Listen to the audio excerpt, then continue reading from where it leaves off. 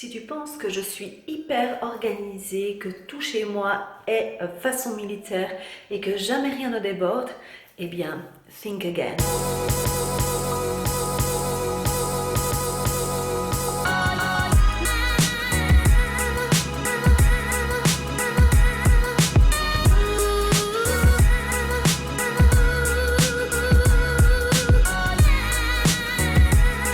Hello toi et bienvenue sur ma chaîne Une Nana in London. Aujourd'hui on se retrouve in the middle of the nest. Welcome. Si tu as une situation telle que celle-ci et la seule chose que tu as envie de faire c'est... Voilà. Si c'est ton cas, eh bien ne t'inquiète pas parce que nous sommes tous dans la même situation. Je vais te montrer quelques façons de nettoyer toutes simples et de désencombrer ton espace parce que quand on a comme ça accumulé pendant un certain temps, ce qui a été mon cas, hein, donc simplement ça c'est une chambre d'amis et comme elle n'a pas été utilisée pendant un petit moment, eh bien c'était plus facile de mettre là que de monter tout ici, là-haut, dans le grenier. Donc du coup, c'était un petit peu facile, je fermais la porte, personne n'y allait, tout va bien. Sauf que j'ai des invités qui viennent et que du coup, ben voilà, pourquoi pas le faire maintenant. Alors par quoi on va commencer? Donc avant toute chose, prépare d'abord ton matériel que tu auras besoin. Comme ça, tu seras quitte de devoir être distraite ou distrait pour aller chercher les choses entre deux. Comme ça, tu sais que tu as tout sous la main et que tu vas pouvoir simplement te concentrer à la tâche que tu dois faire. J'ai pris des sacs pour tout ce qui est recyclage, des sacs... Attends, ils ont pris des sacs pour tout ce qui est à jeter. J'ai pris deux autres sacs en plastique, je ne sais pas pourquoi, on verra, peut-être ça servira. De l'eau, parce que tu vas en avoir besoin. Sinon, ce panier-là, je l'ai pris pour pouvoir... Tu sais que moi, dans toutes mes vidéos de nettoyage, j'ai toujours un espèce de panier comme ça. Toutes les choses qui n'appartiennent pas à cette pièce ici, eh bien, je vais directement les mettre ici dedans. Comme ça, je ne vais pas faire des allers-retours de nouveau. N'oublie pas que l'idée, c'est de rester le plus focus possible.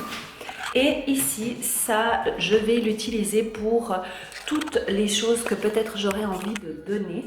Il y a aussi en fait ici ceci que j'avais déjà préparé. Ce sont des habits en fait que j'aimerais me séparer mais qui sont quasi neufs, que je n'ai pas beaucoup utilisés ou autres ou qui sont de marque et du coup que j'aimerais vendre. Sauf que il faut que je m'y mette quoi. Mais voilà. Ça aussi, c'est une bonne idée peut-être d'avoir. Donc la première chose à faire, c'est de regarder ton espace et d'évaluer qu'est-ce que tu auras à faire. Alors, dans mon cas présent, ça va être surtout de sortir tous les habits, de les mettre tous ici pour pouvoir faire un tri par rapport aux tailles. Et il y a aussi beaucoup de choses à ranger à leur place. Donc je vais devoir redésigner en fait une place pour chaque chose. Deuxième étape, et c'est celle qu'on va tout de suite s'y mettre, c'est de sortir tout des endroits en fait où tu as et de les classer par catégorie. Donc pour ça, ça dépend encore une fois du volume que tu as à faire. Eh bien, je te conseille de tout sortir et de mettre par catégorie. S'il y a beaucoup de catégories, hein, que vraiment tu as beaucoup de choses, eh bien, classe aussi par... comment est-ce qu'on dit d'ailleurs? Subcategory. Donc en dessous, tu fais des autres petites catégories, d'accord? Donc par exemple, on va dire le linge de maison. Eh bien, je vais pouvoir peut-être mettre le linge de maison pour tout ce qui est drap. Après, je vais mettre peut-être aussi dans cette catégorie-là les linges de bain, linge de lit pour ma fille. Voilà, des petites catégories en dessous si vraiment la catégorie est trop grande. Donc maintenant que tu as mis toutes tes catégories, moi j'ai pas encore terminé, mais je voulais juste te montrer justement comme quoi, eh bien par exemple les catégories là, il y avait ce sac, il y avait une valise avec des habits, il y avait des sacs avec des habits et tout ça en fait ça fait partie exactement de la même catégorie mais ils étaient un peu éparpillés partout donc du coup c'est pour ça aussi que je fais ce genre de, voilà, de rangement pour se rendre compte de tout ce qu'on a. Donc une fois que tu as fait toute la séparation avec tes différentes catégories, maintenant vient la partie la plus drôle qui est justement de choisir qu'est-ce que tu veux garder, qu'est-ce qui t'est vraiment essentiel. Et là, je t'en supplie, sois assez honnête avec toi-même parce que ok, tu vas certainement retrouver des affaires que tu n'as plus vues depuis longtemps et tu te dis ah tiens, je pourrais quand même l'utiliser, ça va te faire ce petit truc, tu sais, ce petit truc qui sert à rien et qu'en fait tu sais que tu ne vas pas utiliser. Si à part tu retrouves un objet que tu recherchais depuis longtemps et que tu en as eu besoin, là c'est cool, mais sinon sois vraiment honnête avec toi.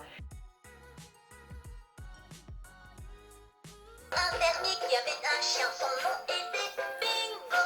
B-I-N-G-O, B-I-N-G-O, B-I-N-G-O, son nom était Bingo. Ouah.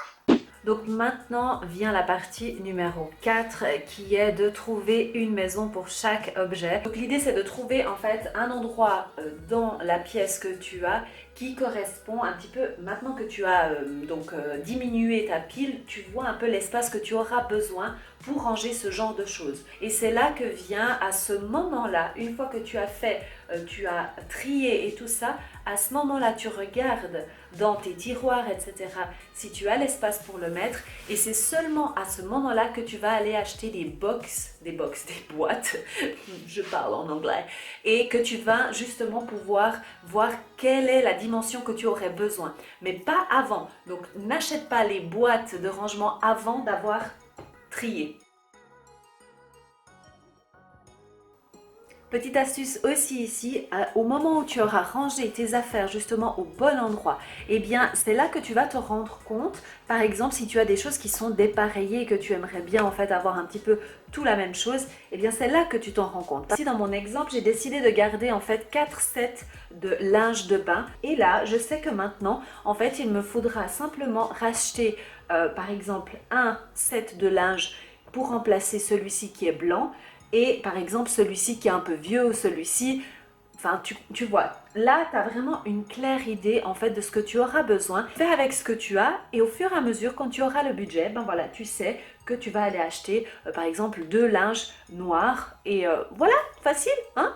Et donc pour la 5e étape, en fait, ça c'est une étape qui n'est pas forcément obligatoire mais que je conseille vivement, c'est en fait une fois que tu as attribué une place à chaque objet, de en fait d'écrire ce qui appartient à cet endroit.